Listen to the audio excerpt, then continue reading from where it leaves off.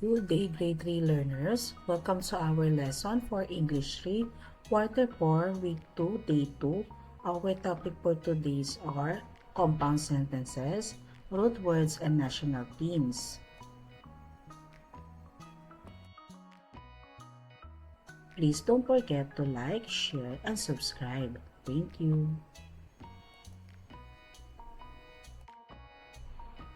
Activating prior knowledge. Let's play the mystery mythical creature game. Clue number 1. I am a giant serpent-like dragon that lives deep under the ocean. I am mesmerized by things that are bright and beautiful. I have already swallowed 6 moons in the sky.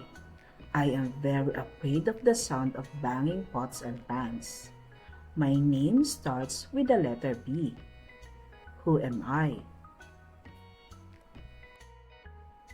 Correct. I am the Bakunawa.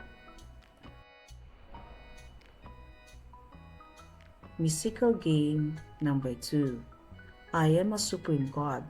I created the 7 moons and planted bamboo to protect the last one. Who I am?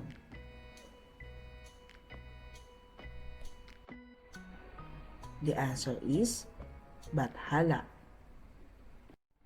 Lesson purpose intention. Today, you will learn about sight words, high-frequency words, reading words correctly for meaning, compound sentences, and vocabulary. Lesson language practice. Discuss the following questions to the class. How does knowing we have our own mythical creatures make you feel as a Filipino? The answer is, it makes us feel proud and connected to our roots. Knowing this story shows that Filipinos have always had a great imagination and a unique way of explaining the world. Why do you think many of our mythical creatures are related to nature like the Diwata, Duwende, and Kapre? In the past, our ancestors lived very close to the land, forests, and seas. They created these creatures to teach people to respect nature, reminding us that spirits guard the trees and mountains so we don't destroy them. We have learned about the Bakunawa. What is it like?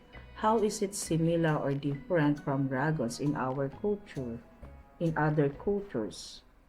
What is it like? It is a giant serpent-like sea dragon that loves the light of the moon. Similarities like Western or Chinese dragons, it is huge, powerful, and has scales. The differences, most dragons in other cultures breathe fire or guard gold, but Bakunawa lives underwater and is famous for trying to eat the moon. Reading the key ideas then. Fluency practice. Do a shared reading of the story entitled The Bakunawa and the 7 Moons. Assign parts to each group.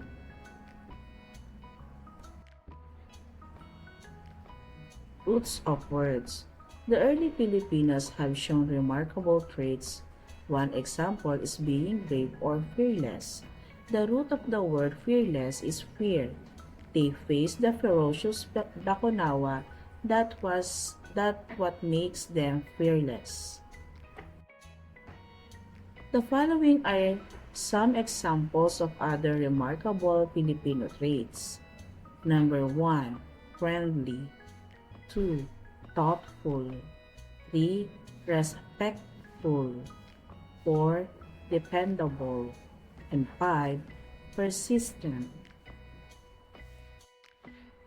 Here are the root words for those remarkable Filipino traits. For number 1, friend. Number 2, thought. Number 3, respect. Number 4, depend. And number 5, persistent.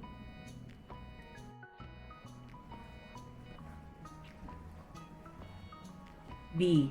During reading The Bakunawa and the Seven Moons. Everybody will going to have a shared reading activity.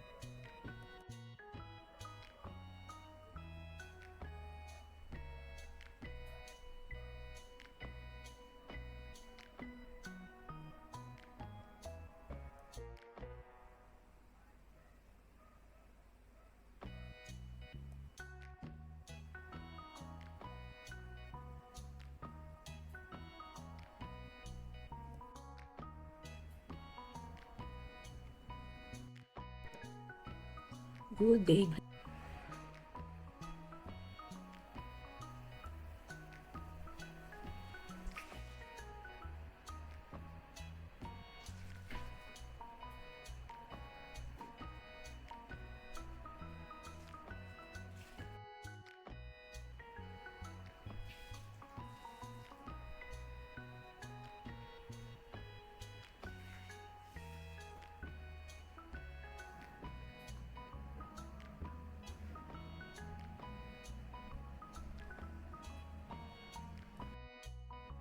Developing understanding of the key idea STEM. National Teams, Filipino Heroes and Heroines. Brave Filipinos in our history are as follows: Jose Rizal, Andres Bonifacio, Melchora Aquino, Gabriel Silang. For number 1, Jose Rizal is a brilliant doctor who wrote for freedom. Andres Bonifacio is a strong leader of the revolution. Melchora Aquino, which is our heroine, is a kind mother who helped soldiers. Gabriela Silang is also a brave woman warrior on horseback. And Ninoy Aquino, a hero who fought for democracy. Even our OFWs and teachers are considered heroes. Gender as well as age and background also have no impact on being a hero. Girls and boys can both be heroes.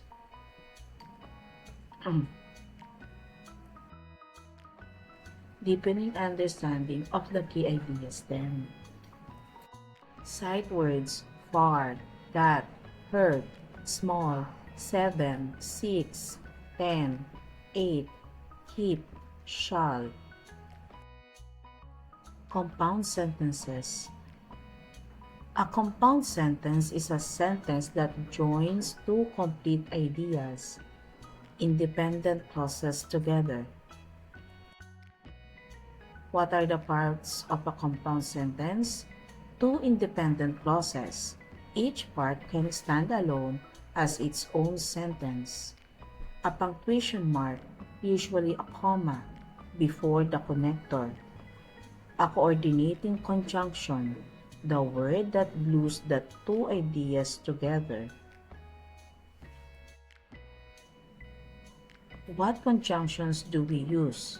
We use the fanboys. F for, A for and, N for no, B for but, O for or, and Y for yet.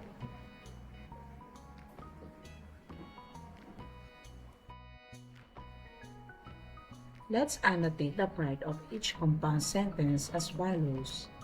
Number 1. General MacArthur said, "He shall return," but it took him years. Sentence 1. For the first idea or first independent clause, General MacArthur said, "He shall return." For the second idea or the second independent clause, it took him years. The coordinating conjunction or the connecting words is but.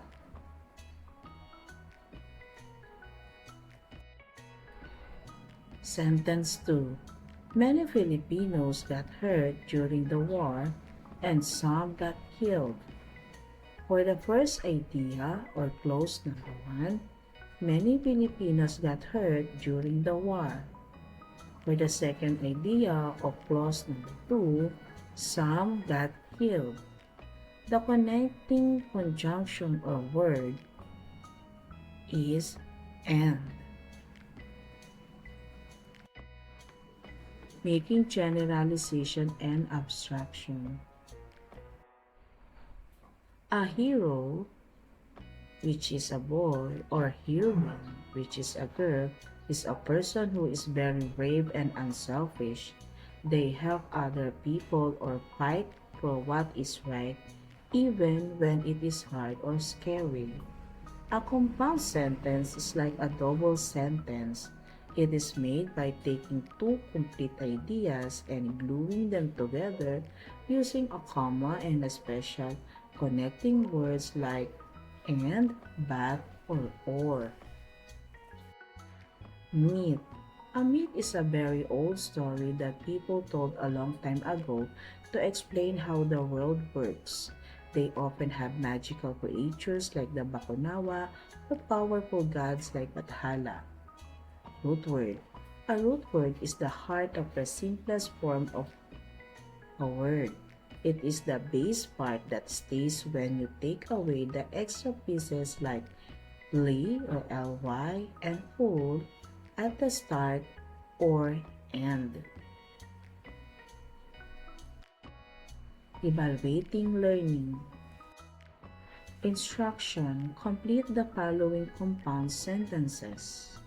Number 1. Hero saves lives and number 2. Jose wanted to attend the party but blank. Number 3. It's been raining for days in Manila, so blank. Number 4. The kingdom was so poor for blank. Number 5. The president will deliver a speech today or blank.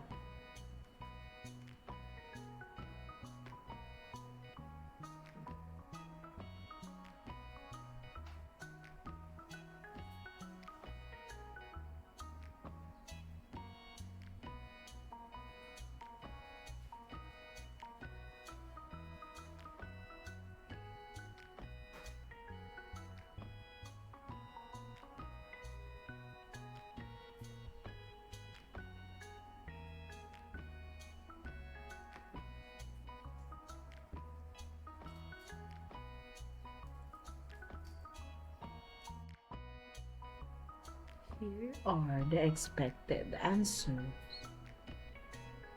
Number 1. They protect the weak. Number 2. He had to study for his exams. Number 3. The streets are starting to flood. And number 4.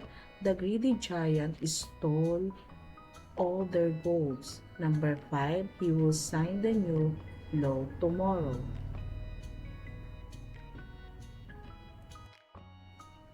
Good job today, everyone. You listen well, share your thoughts, and work hard. Keep up the good work. Always remember to read and write. See you next time.